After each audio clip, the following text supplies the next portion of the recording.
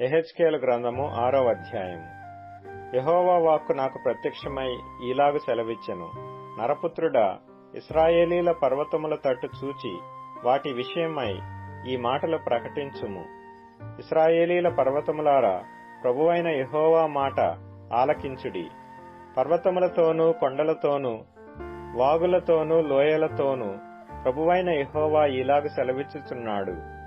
ఇదిగో, నేను నిజముగా మీ మీదికి ఖడ్గమును రప్పించి మీ ఉన్నత స్థలములను నాశనము చేసెదను. మీ బలిపీఠములు పాడైపోవును. సూర్యదేవతకు నిలిపిన స్తంభములు చిన్నాభిన్నములవును. మీ బొమ్మల ఎదుట మీ జనులను నేను హతము చేసెదను. ఇశ్రాయేలీల కళేబరములను వారి బొమ్మల ఎదుట పడవేసి మీ ఎముకలను మీ బలిపీఠముల చుట్టూ పారవేయుదును. నేనే యెహోవానై ఉన్నానని మీరు తెలుసుకొనున్నట్లు మీ బలిపీఠములు విడువబడి పాడైపోవును.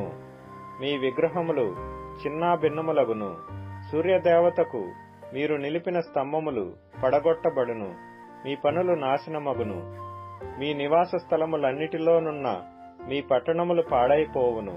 మీ ఉన్నత స్థలములు విడువబడును. మీ జనులు హతులై కూలుదురు. అయినను మీరు ఆయా దేశములలో చెదరిపోవునప్పుడు ఖడ్గమును తప్పించుకొను కొందరిని నేను మీలో శేషముగా అన్ని జనుల మధ్య ఉండనిచ్చెదను. మరియు నన్ను విసర్జించిన వారి విశ్వాసఘాతకమైన వ్యభిచార మనస్సును, విగ్రహములననుసరించిన వ్యభిచార దృష్టిని నేను మార్చి నా తట్టు తిరగజేయగా, చెరపట్టబడిన వారై శేషించిన వారు అన్యజనుల మధ్య నన్ను జ్ఞాపకము చేసుకొని తామనుసరించిన హేయకృత్యములన్నిటినీ బట్టి తాము చేసిన దుష్క్రియలను కనుగొని తమ్మును తామే అసహ్యించుకొనుచు నేను యెహోవానై ఉన్నానని వారు తెలుసుకొందురు. ఈ కీడు వారికి చేసేదనని నేను చెప్పిన మాట వ్యర్థము కాదు. ప్రభువైన యెహోవా సెలవిచ్చినదేమనగా, నీ చేతులు చరిచి నేల తన్ని ఇశ్రాయేలీల దుష్టమైన హేయకృత్యములను బట్టి అయ్యో అని అంగలార్చుము. ఖడ్గము చేతను, క్షామము చేతను, తెగులు చేతను వారు కూలుదురు. దూరముననున్న వారు తెగులు చేత చత్తురు. దగ్గరనున్న వారు ఖడ్గము చేత కూలుదురు. శేషించి ముట్టడి వేయబడిన వారు క్షేమము చేత చత్తురు.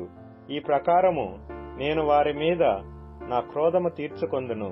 తమ విగ్రహముల మధ్యను, తాము కట్టిన బలిపీఠముల చుట్టూను, ఎత్తైన కొండలన్నిటి మీదను, సకల పర్వతముల నడికొప్పుల మీదను, పచ్చని చెట్లన్నిటి క్రిందను, పుష్టిపారిన మస్తకి వృక్షములన్నిటి క్రిందను, తమ విగ్రహములన్నిటికీ పరిమళ ధూపము వేసిన చోటులన్నిటిలోనూ పడి వారి జనులు హతులయ్యుండు కాలమున నేనే యెహోవానై ఉన్నానని మీరు తెలుసుకొందురు.